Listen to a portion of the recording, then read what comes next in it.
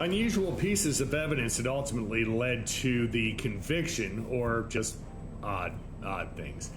February 27, 2011, Barnstable police responded to a shooting in Hyannis, a village located in Massachusetts' Cape Cod Peninsula. When officers arrived, they found 31-year-old Todd Lampley shot to death in a bedroom. At the scene, investigators found 3 shell casings on the ground outside the window of the bedroom where Lampley was shot.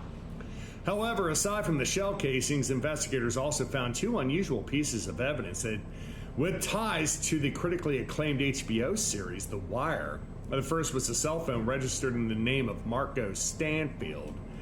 The other was a sweet potato that was cut flat on one end, appeared to have a hole carved through the center of it and blown out in an irregular at one of the ends. Sweet potato was used as a silencer on the TV show.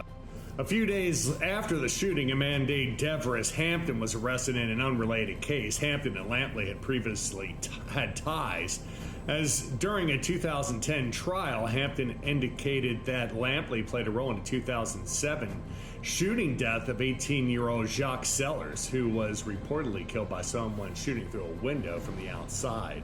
Lampley denied any involvement in Sellers' death and was never charged, despite the similarities in the shootings and a possible motive. Hampton refused to speak to investigators about Lampley's death. However, he was wearing a GPS monitoring bracelet as part of his probation in another case.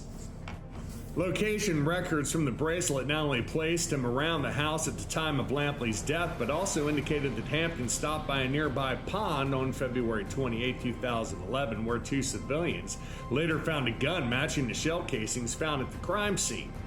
Yet, even in light of all this evidence, it would ultimately be a root vegetable that would connect Hampton to Lampley's murder. However, it would take over a decade to do so.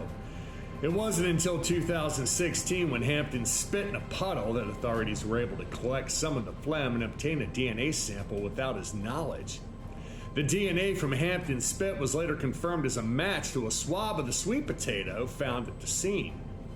While investigators failed to specify the reason behind such a delay in the case, February 27, 2023, 12 years to the day, Lampley was found dead. 40-year-old Hampton was charged with murder, assault and battery with a dangerous weapon.